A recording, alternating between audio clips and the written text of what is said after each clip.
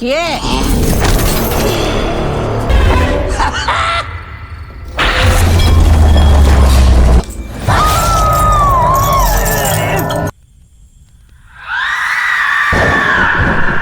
উড়িষ্যার কোনো একটি গ্রাম।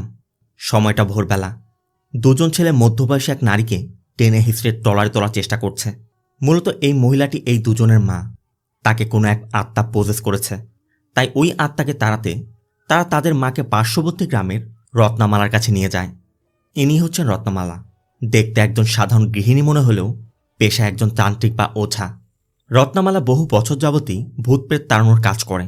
তাই সে ভালো করেই জানে কিভাবে এদেরকে নিজের জালে ফাঁসাতে হয়।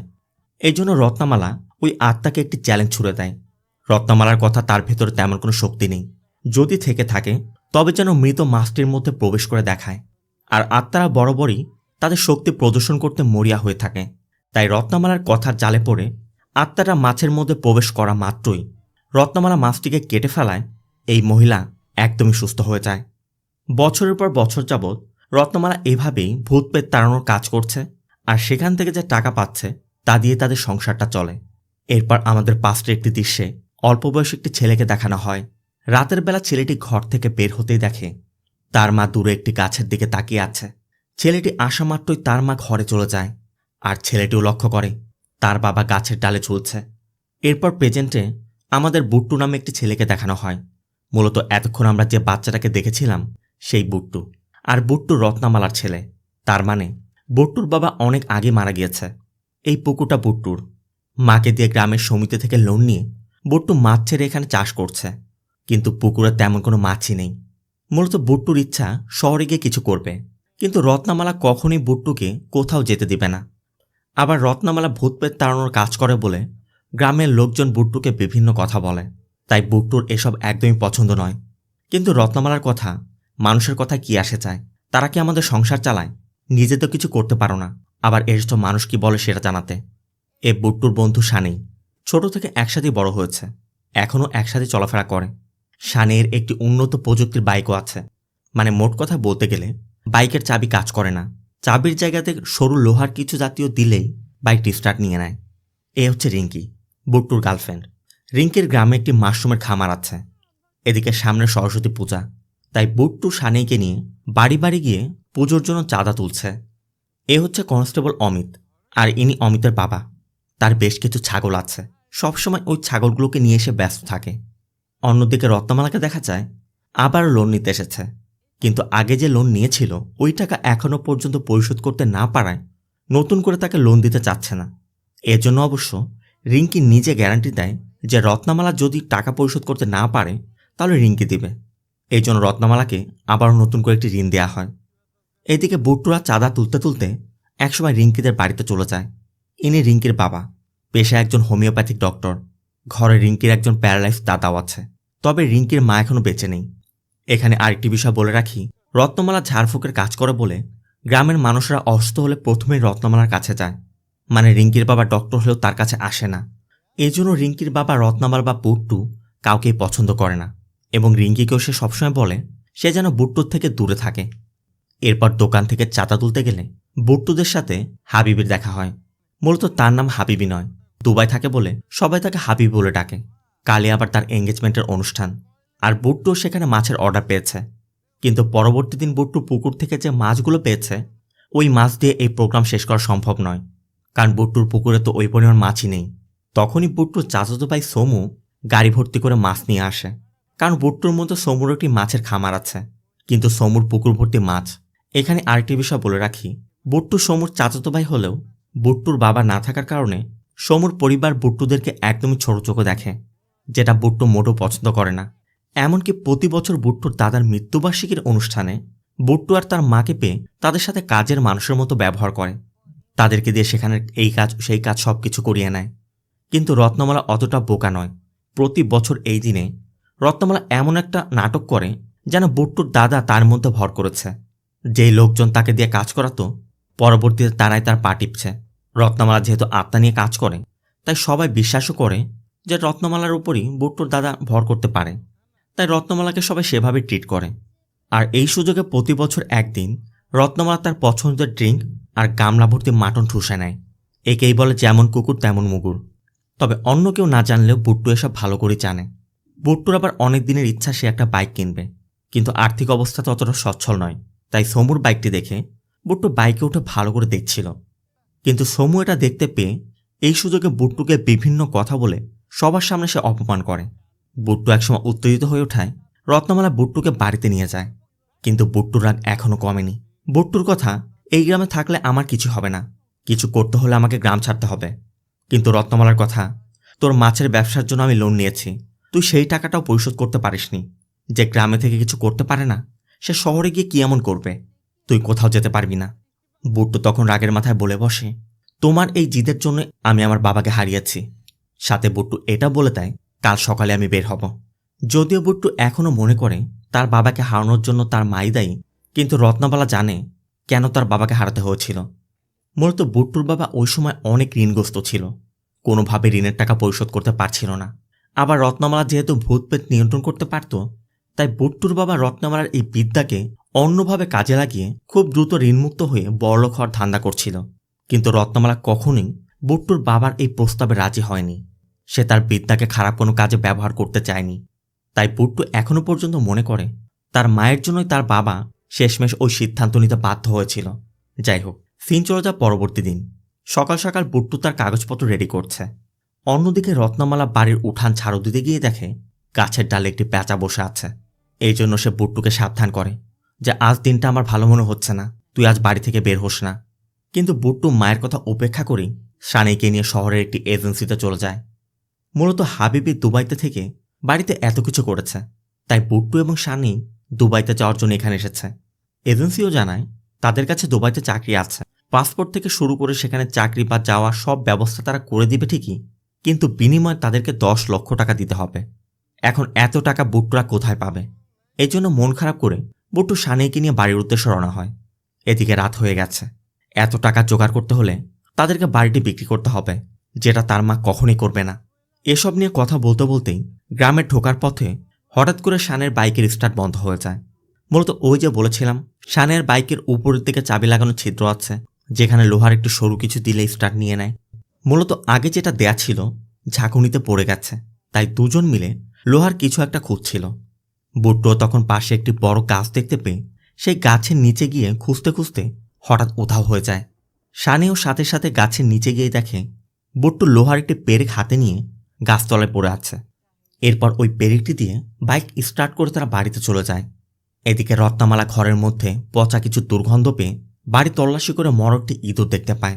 তাই রত্নমালাটি ফেলতে যাওয়ায় বুট্টু যে কখন ঘরের মধ্যে ঢুকেছে রত্নমালা খেয়ালই করেনি। তবে ফিরে এসে খাবারের থালা দেখে বুঝতে পারে বুট্টু ঘরে এসে ঘুমিয়ে পড়েছে। সিন চলে যায় পরবর্তী দিন। যে ছেলে এতদিন খাবার খেতে বসে বিভিন্ন কথা শোনাতো সে আজ খাবারের প্রশংসা করছে। আবার চাকরির কথা জানতে চাইলে বুট্টু সোজা বলে দেয় ওরা অনেক টাকা চেয়েছে, তাই আপাতত কোথায় যাচ্ছি না। তখনই বুট্টুর সহযোগী শান্ত শেষে জানায় তাদের পুকুরে প্রচুর মাছ দেখা যাচ্ছে। কিন্তু বুট্টু তো জানে পুকুরে একদমই মাছ নেই, হঠাৎ করে এত মাছ কোত্থেকে আসবে?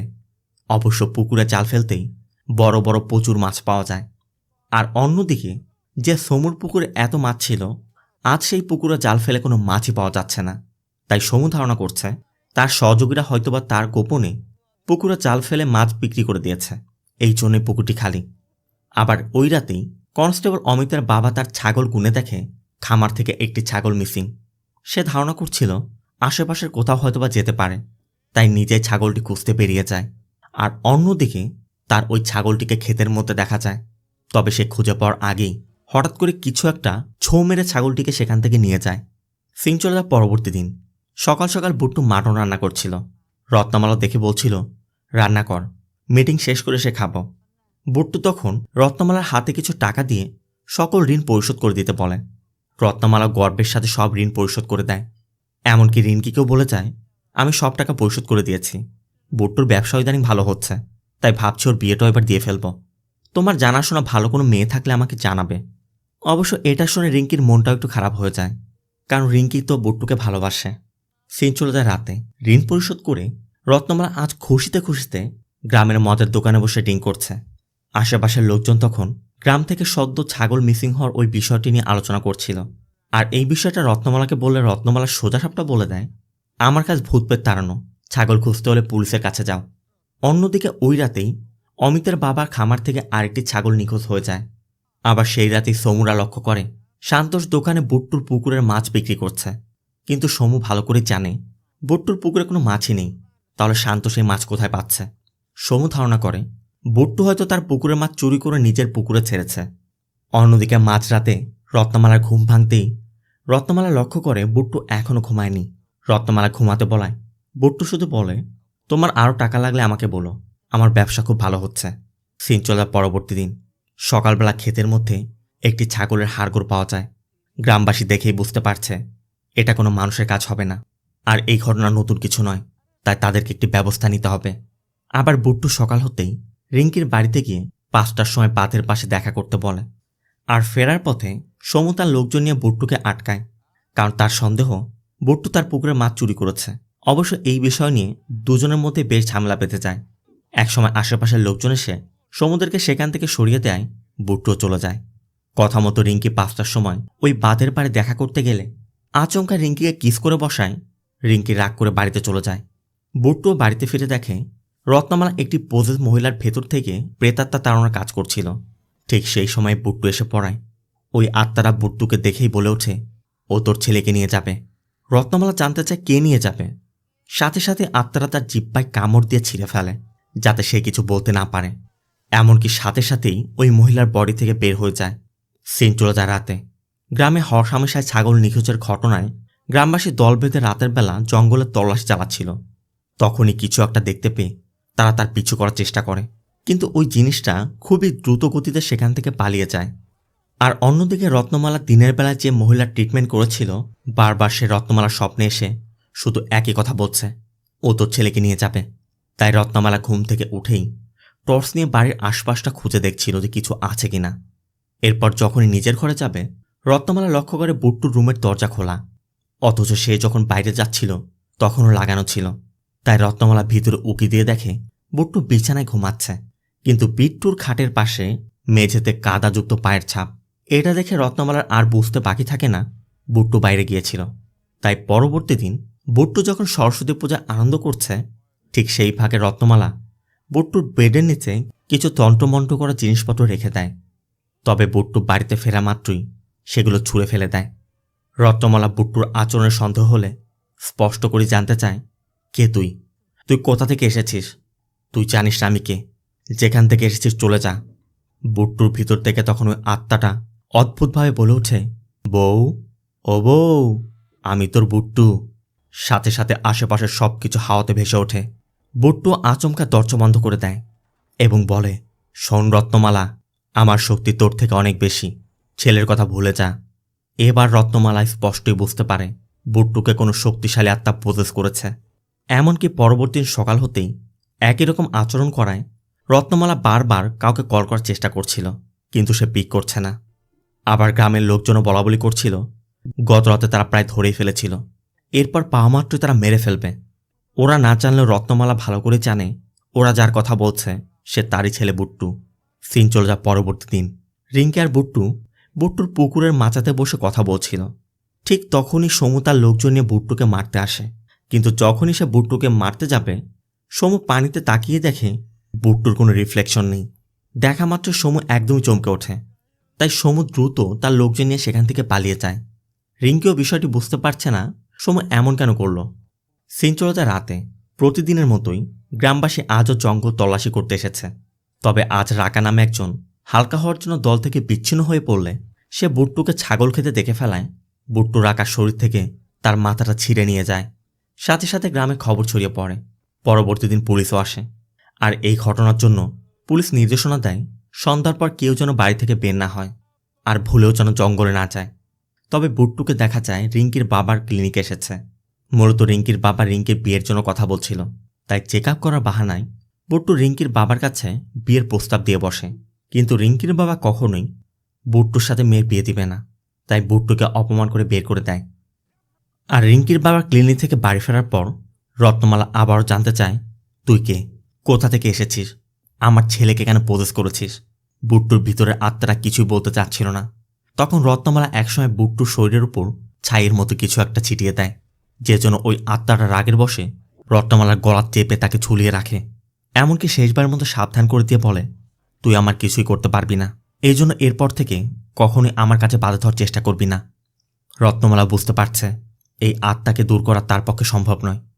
এরপরে আমাদের পাস্টের একটি সিন দেখানো হয়, যেখানে আমরা জানতে পারি বুট্টুর বাবা কেন মারা গিয়েছিল, আসলে ওই রাতে কী ঘটেছিল। মূলত মাঝরাতে ঘুম ভাঙতেই রত্নমালা লক্ষ্য করে বুট্টুর বাবা বুট্টুকে দিয়ে কালো জাদু করছে, আর ওই কালো জাদুর এক পর্যায়ে সে বুট্টুকে স্যাক্রিফাইস করতে যাচ্ছিল। তাই নিজের ছেলেকে বাঁচাতে রত্নমালা বুট্টুর বাবার গলায় ওড়না পেঁচিয়ে তাকে শ্বাসরোধ করে হত্যা করেছিল, আর পরবর্তীতে গাছের ডালে ঝুলিয়ে আত্মহননের নাটকটা সাজিয়েছিল। কারণ সবাই আগে থেকে জানত রত্নমালার স্বামী ঋণগ্রস্ত, আর ওই রাতে আসলে কী ঘটেছিল সেটা রত্নমালা ব্যতীত আর কেউ জানে না, এমনকি বুট্টুও জানে না। রত্নমালা স্পষ্ট করে বুঝতে পারছে বুট্টুর মধ্যে যে আত্মাটা রয়েছে সে আত্মা তার থেকে অনেক বেশি শক্তিশালী। তাই রত্নমালা কাউকে কিছু না বলে সানির সাথে বাস স্টপে চলে যায়, এবং বাসে ওঠার আগে সানিকে শুধু বলে যায়, তুই সবসময় বুট্টুর উপর নজর রাখিস, তবে দূর থেকে, ওর থেকে সাবধানেও থাকিস, আমি খুব দ্রুত ফিরে আসব। রত্নমালা গ্রাম থেকে দূরবর্তী একটি গ্রামে চলে যায়। মূলত রত্নমালা সাহায্যের জন্য এখানে এক তান্ত্রিকের কাছে এসেছে, আর গত 2 দিন যাবৎ রত্নমালা এই তান্ত্রিককে বারবার কল করে যাচ্ছিল, কিন্তু তাকে না পেয়ে শেষ পর্যন্ত তার বাড়ি পর্যন্ত এসেছে। এই তান্ত্রিকের নাম হচ্ছে লিঙ্গারাজ। রত্নমালা লিঙ্গাকে পুরো বিষয়টি খুলে বলে, আর অন্যদিকে সানি বুট্টুর উপর নজর রাখতে গিয়ে বুট্টুকে ঘরে দেখতে না পেয়ে ঘরের পিছের দিকে শব্দ পেয়ে পিছে গিয়ে দেখে বুট্টু গাছের আড়ালে একটি ছাগল খাচ্ছে। এটা দেখা মাত্রই শানের কলিজা একদম শুকিয়ে যায়, আর ঠিক ওই মুহূর্তে শানের ফোনে একটি মেসেজ আসায় মেসেজের টোনের শব্দ পেয়ে বুট্টু শানিকে খুঁজতে আসে। শানিও বুঝতে পারছিল না এই মুহূর্তে সে কীভাবে নিজেকে বাঁচাবে, কারণ বুট্টু যে কী করতে পারবে সেটা শানি স্পষ্টই বুঝতে পেরেছে। কিন্তু শানি গাছের আড়ালে থাকায় বুট্টু তাকে স্পষ্ট দেখতে না পারায় শানি একসময় দূরে একটি ঢিল ছুঁড়ে মারলে বুট্টু সেদিকে চলে যায়, আর এই সুযোগে শানি সেখান থেকে পালায়। অন্যদিকে রক্তমালা থেকে সবকিছু শোনার পর লিঙ্গারাজ নিজের মতো করে তন্ত্রমন্ত্র শুরু করে। মূলত লিঙ্গারাজের যে সোর্স আছে, মানে তার কাছে যে আত্মা আছে, সে আত্মাকে ডেকে তার থেকে সকল তথ্য বের করে নেয় যে আসলে বুট্টুর উপর কোন আত্মা ভর করেছে বা সে কী চাইছে, কিভাবে তাকে দমন করা যাবে। আর এখানে আমরা ওই আত্মা সম্পর্কে জানতে পারি মূলত বুট্টুর মধ্যে যে আত্মাটা রয়েছে সে একজন পুরুষ।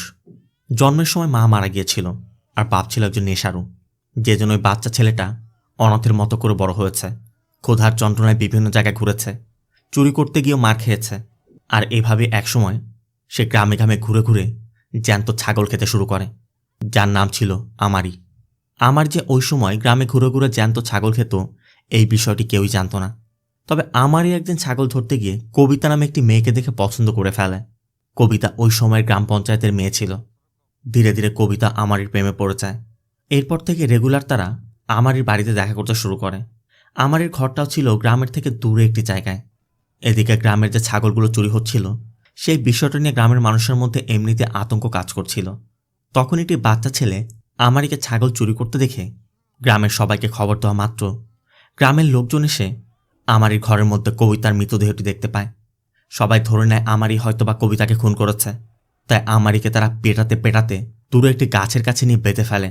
আর আমারিকে শাস্তি দেওয়ার জন্য তারা একটি গরম পেরেক নিয়ে আমারির কপালের মধ্যে মারতে মারতে গাছের মধ্যে পর্যন্ত ঢুকে যায়।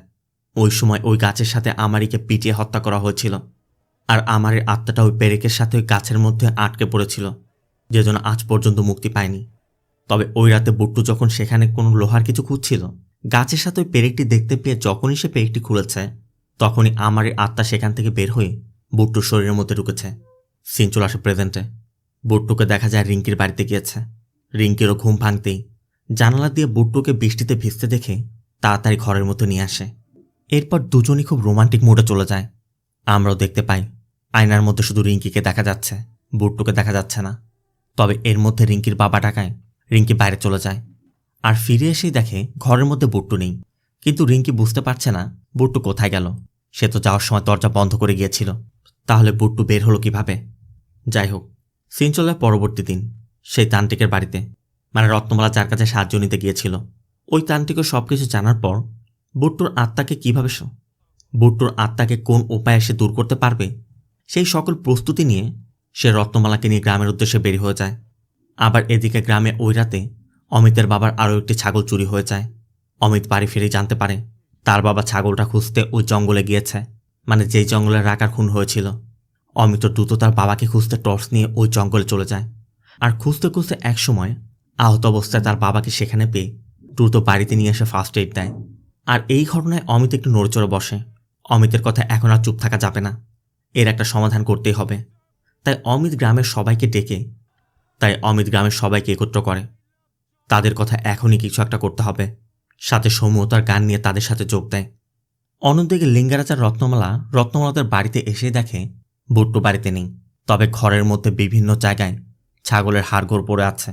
লিঙ্গারাজ ভালো করে জানে বুট্টুকে কিভাবে এখানে ডাকতে হবে, তাই বুট্টু যে বিছানায় ঘুমাতো ওই বিছানার চাদর ছিঁড়ে লিঙ্গারাজ তার প্রস্তুতি শুরু করে। আর এদিকে গ্রামের লোকজন বুট্টুকে ধরার জন্য জঙ্গলে বিভিন্ন জায়গায় ফাঁদ পাততে শুরু করেছে, তবে তারা এখনো পর্যন্ত জানে না তারা যাকে খুঁজছে সে বুট্টু। আবার এদিকে বুট্টুকে দেখা যায় রিঙ্কিকে বুঝিয়ে সুঝে বাড়ি থেকে বের করে নিয়ে এসেছে, কারণ বুট্টুও ভালো করে জানে রিঙ্কির বাবা তাদেরকে মেনে নেবে না। তাই রিঙ্কিকে এসে বুঝিয়েছে যেখান থেকে আমরা দূরে চলে যাব, যেখানে কোনো মানুষজন থাকবে না। রিঙ্কিও তাই বুট্টুর কথা বিশ্বাস করে তার সাথে পালিয়ে যাচ্ছিল। তবে হঠাৎ করেই লিঙ্গারাজ ওইদিকে তার কার্যক্রম শুরু করলে বুট্টু বিষয়টি বোঝা মাত্রই বুট্টুর ভিতর থেকে ওই আত্মাটা আত্মপ্রকাশ শুরু করে। রিঙ্কিও দেখা মাত্রই ভয় পেয়ে যায় যে এটা সে কি দেখছে। তবে বুট্টু কোনো কথা না বলেই বাড়ির দিকে ছুটতে শুরু করলে রিঙ্কিও ভয়ে জঙ্গলে অন্যদিকে ছুটতে শুরু করে। কিছু সময় পর লিঙ্গারাজ লক্ষ্য করে বুট্টু বাড়ির সামনে এসে দাঁড়িয়ে আছে। লিঙ্গারাজ বুট্টুকে বাড়ির মধ্যে ডেকে বসায় এবং বলে, তুমি কে কোত্থেকে এসেছ আমরা সবই জানি। এই দুনিয়া তোমার নয়, তোমাকে অবশ্যই ফিরে যেতে হবে। তুমি প্রকৃতির নিয়ম ভাঙছ। বুট্টুর ভিতর থেকে আত্মারা তখন বলে, নিয়ম আমি ভাঙছি না তোমরা? লিঙ্গারাজ বলে, দেখ আমি সবই জানি, হয় তুই ভালোই ভালোই শরীরটা ছেড়ে দে, নয়তো তোকে কিভাবে দূর করতে হবে আমি ভালো করে জানি। বলেই লিঙ্গারাজ পকেট থেকে একটি শিশি বের করে। আর ওই শিশিটি দেখা মাত্রই বুট্টু লিঙ্গারাজকে দূরে ছুঁড়ে ফেলে সেখান থেকে পালানোর চেষ্টা করে। লিঙ্গারাজ ও রত্নমালাকে তার কারে তুলে বুট্টুকে ফলো করছিল। আর এভাবে যেতে যেতে জঙ্গলের মাঝখানে গিয়ে একসময় বুট্টু রোড ক্রস করে অন্যদিকে চলে যাওয়ায় লিঙ্গারাজরা কিছুতে আর ফলো করতে পারছিল না।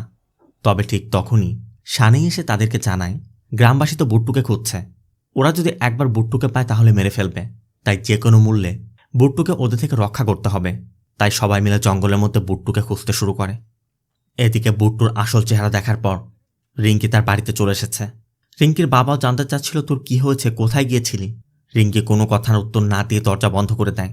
আর ঠিক তখনই বুট্টু এসে হাজির হয়। রিঙ্কির বাবা বুট্টুকে বের হয়ে যেতে বলছিল, কিন্তু বুট্টু একসময় রিঙ্কির বাবাকে মারতে মারতে ওই দরজা ভেঙে রিঙ্কির ঘরে প্রবেশ করে। বুট্টু রিঙ্কিকে শুধু বলছিল আমার সাথে চল, কিন্তু রিঙ্কি স্পষ্ট বলে দেয় আমি তোমার সাথে যাব না। আবার রিঙ্কির দাদা বুট্টুর পা ধরে রিঙ্কিকে ছেড়ে দিতে বলছিল। বুট্টু তখন রিঙ্কির দাদাকে ছুঁড়ে ফেলে দেয়।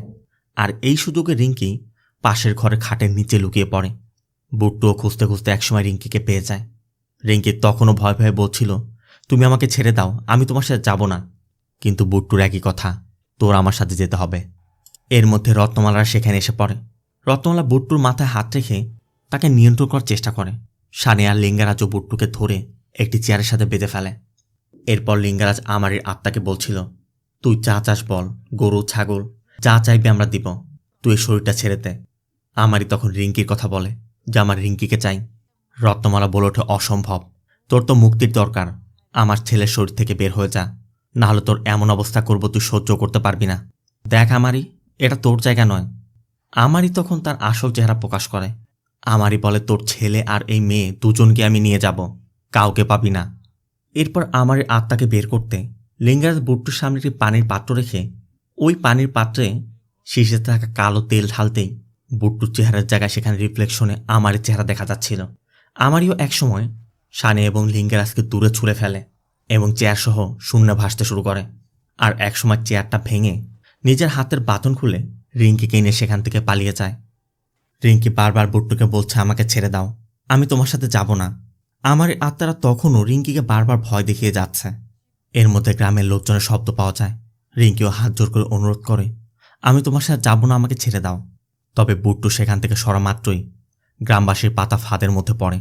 বুট্টু জাল থেকে ছাড়ানোর জন্য প্রাণপণ চেষ্টা করছে। শব্দ পেয়ে গ্রামের লোকজন এদিকে আসছিল। রিঙ্কিও ভালো মতো বুঝতে পারছে গ্রামবাসী যদি বুট্টুকে এই অবস্থা পায় তাহলে পিটিয়ে মেরে ফেলবে। তাই বুট্টুর জীবন বাঁচাতে রিঙ্কি ফাঁদের রশিটি খুলে দেওয়া মাত্রই বুট্টু সেখান থেকে পালিয়ে যায়। রিঙ্কিও অন্যদিকে পালাচ্ছিল। তবে গ্রামবাসী এখানে এসে বুঝতে পারে এখানে যে জিনিস আটকা পড়েছিল সে নিশ্চয় আশেপাশে আছে। আর খুঁজতে খুঁজতে তারা বুট্টুকে পালাতে দেখে বুট্টুর পিছু করতে শুরু করে। সৌম্য গুলি করছিল, কিন্তু বুট্টুর গায়ে লাগছে না। আবার বুট্টু পিছন ফিরে দৌড়াচ্ছে।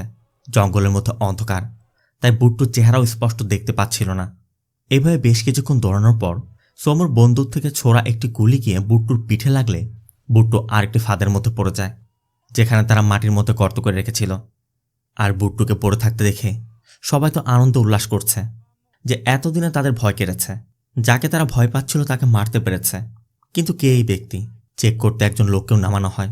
আর ওই ব্যক্তিটি বুট্টুকে উল্টানো মাত্রই বুট্টুকে দেখেই অনেকে বলছিল আমার আগে ওকে সন্দেহ হচ্ছিল। সৌম্য তো বলছিল আমিও তো আগেই দেখতে পেয়েছিলাম। তবে তাদের কথার মধ্যে বুট্টু হঠাৎ করে উঠে পড়ে, আচমকা সবার উপর আক্রমণ করে এবং একসময় ভ্যানিশ হয়ে যায়। গ্রামের লোকজন তখন বিভিন্ন গ্রুপে ভাগ হয়ে আশেপাশে বুট্টুকে খুঁজতে শুরু করে। বুট্টু এই সুযোগটা কাজে লাগিয়ে একজন একজন করে মারতে শুরু করে। তবে এর মধ্যে রত্নমালা এসে পড়ায় বুট্টু তাদেরকে ছেড়ে রত্নমালাকে যখনই মারতে যাবে লিঙ্গারাজ মুখে একটি বাঁশির মতো কিছু একটা বাজিয়ে সেখান থেকে কম্পন সৃষ্টি করছিল। কারণ এই ধরনের আত্মারা কম্পন সহ্য করতে পারে না। তাই ওই কম্পনে আমার এই আত্মারা যখনই দুর্বল হয়ে যায় গ্রামবাসী এসে আচমকা বুট্টুর উপর হামলা করে তাকে পেটাতে শুরু করে। কারণ তারা তো ভাবছে বুট্টু সব করছে। রত্নমালা যতই বোঝানোর চেষ্টা করুক না কেন যেটা বুট্টু করছে না, বুট্টুর মধ্যে আমারই আত্মা রয়েছে, তারা তো আর আমারই আত্মা সম্পর্কে জানে না। তারা ভাবছে রত্নমালা হয়তোবা তার ছেলেকে বাঁচানোর জন্য এসব বলছে। কে শোনে কার কথা? তারা বুট্টুকে পিটিয়ে যাচ্ছে। আর আমার এই আত্মাটা অনুভব করছে বহু বছর আগে তাকে এভাবে পিটিয়েছিল। অবশ্য শেষমেশ অমিত বিষয়টি বুঝতে পেরে গ্রামের লোকজনকে বাধা দেয়। রত্নমালা বুট্টুর মাথাটি তার কোলে রেখে আমারই আত্মাকে উদ্দেশ্য করে বলে, দেখ আমারই, আমি জানি তুই কে, তুই যা করছিস তা ঠিক না। আমারই তখন মনে পড়ে একদিন কবিতার কোলে মাথা রেখেছিল। কবিতা জানতে চাচ্ছিল আমার সাথে দেখা করতে কেন আসো না। আমারই বলেছিল তোমার বাবার ভয়। আর সেটা মনে পড়তেই আমারই একদম উঠে যায়। আমারই আত্মা কাঁদতে কাঁদতে বলে, ওরা আমার সাথে যা করেছে তার কি? ওরা কি আমার সাথে কোনো ন্যায় করেছে? ওরা আমার সাথে অন্যায় করেনি। আমি তো নির্দোষ ছিলাম, তারপর তো ওরা আমাকে শান্তিতে থাকতে দেয়নি। আর এরপরই জানা যায় আমারির সাথে আসলে কি ঘটেছিল। মূলত আমারই কবিতাকে ভালোবাসত। কবিতাও আমারিকে ভালোবেসে মাঝে মধ্যে আমারই বাড়িতে যেত। তবে এর মধ্যে একদিন আমারি আর কবিতাকে একসাথে কবিতার বাবা দেখে ফেলে, যেটা সে কিছুতেই মেনে নিতে পারছিল না। এমনকি কবিতাকে ফলো করে সে আমারির ঘরে গিয়ে কবিতাকে দেখতে পেয়ে রাগের বশে কবিতার মাথায় আঘাত করে কবিতার মাথা ফাটিয়ে তাকে খুন করেছিল। আর পরবর্তীতে যেটা হয়েছিল, মানে গ্রামবাসীকে এখানে নিয়ে আসা, পুরোটাই ছিল আমারিকে ফাঁসানোর জন্য কবিতার বাবার সাজানো নাটক। মানে পরবর্তীতে সে গ্রামবাসীকে নিয়ে এসে কবিতাকে খুনের দায়ে আমারিকে ধরিয়ে নিয়ে পিটিয়ে হত্যা করেছিল। তাই ওই সময় আমারির সাথে অবিচার করা হয়েছে। কিন্তু রত্নমালা বলছিল ওরা যা করেছে অন্যায় করেছে, তুমি ওদেরকে ক্ষমা করে দাও। তুমি তো আমাকে মা বলেছ, তাই না? আমার কথা শুনবে না? তুমি সবাইকে ক্ষমা করে দিলে তোমার আত্মা শান্তি পাবে। বুট্টুকে ছাড়া আমি বাঁচতে পারবো না। আমার ছেলের শরীর থেকে বের হয়ে যাও। এই দুনিয়া তোর না আমারই। আমারই তখন হঠাৎ করে তার পাস্টের ঘটনার কথা মনে পড়ে। আর সাথে সাথে আমারই ভায়োলেন্ট হয়ে হাওয়ায় ভাসতে শুরু করে।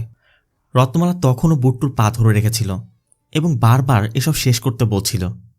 কিন্তু আমারই কথা, কেন আমি ওদেরকে ক্ষমা করব? আমি এই গ্রামের সবাইকে হত্যা করব যারা আমার সাথে ওই অন্যায় করেছিল। কিন্তু কোনোভাবে আমার এই আত্মাকে কন্ট্রোল করা যাচ্ছিল না। ঠিক তখনই শানের মনে পড়ে লিঙ্গারাজ বলেছিল আমার এই আত্মার সাথে সম্পৃক্ত কোনো কিছু যদি পাওয়া যেত সেই জিনিসটা দিয়ে ওর আত্মাকে কন্ট্রোল করা যাবে।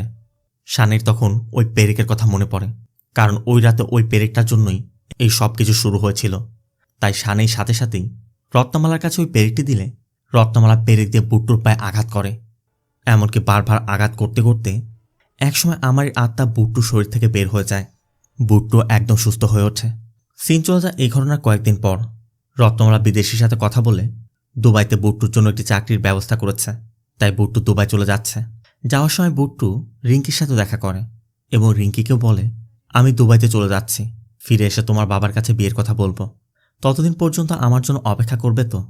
রিঙ্কি তখন বুট্টুকে বলে এখানে সে কি করবে? তোমার এখানে আসার প্রয়োজন নেই, তুমি ওখানেই সেটেল হয়ে যাও, সেটাই তোমার জন্য ভালো। বুট্টু শুধু জানতে চায় তাহলে তোমার কি হবে? রিঙ্কি কোনো জবাবই দিচ্ছিল না। যে যেন বুট্টু আর একটা কথা না বলেই সেখান থেকে চলে যায়। তবে যাওয়ার আগে বুট্টু আবারও সেই গাছের তলায় যায়, যেই গাছের তলা থেকে আমারের আত্মা তাকে পজেস করেছিল। অন্যদিকে আমরা রত্নমালাকে দেখতে পাই ঘরে বসে ড্রিঙ্ক করছে আর মাটন খাচ্ছে। রত্নমালার ভিতর থেকে ঠিক একই রকম শব্দ বের হয়ে আসে যেমনটা আমারই করত। এর দ্বারা স্পষ্ট বোঝা যায় আমারের আত্মা বুট্টুর ভেতর থেকে বের হলেও আমারের আত্মাটি এখন রত্নমালার মধ্যে রয়েছে। এর দ্বারা স্পষ্ট ইঙ্গিত দেওয়া হয়েছে বউ বুট্টু বুথার পরবর্তী পর্ব নিশ্চয় আসবে, যেখানে আমরা রত্নমালার ভিতর থেকে আমারের আত্মাকে বের করতে দেখতে পাবো। তবে এটা আমার প্রেডিকশন, এমনটা হতেও পারে, নাও হতে পারে। আপনার কি মনে হয় অবশ্যই কমেন্টে জানাবেন। আর ভিডিওটি ভালো লাগলে ভিডিওতে লাইক দিয়ে চ্যানেলটিকে সাবস্ক্রাইব করতে একদম ভুল করবেন না। দেখা হবে অন্য কোনো মুভি বা সিরিজের এক্সপ্লেনেশন ভিডিওতে। ততক্ষণ সব ভালো থাকবেন, সুস্থ থাকবেন। আল্লাহ হাফেজ।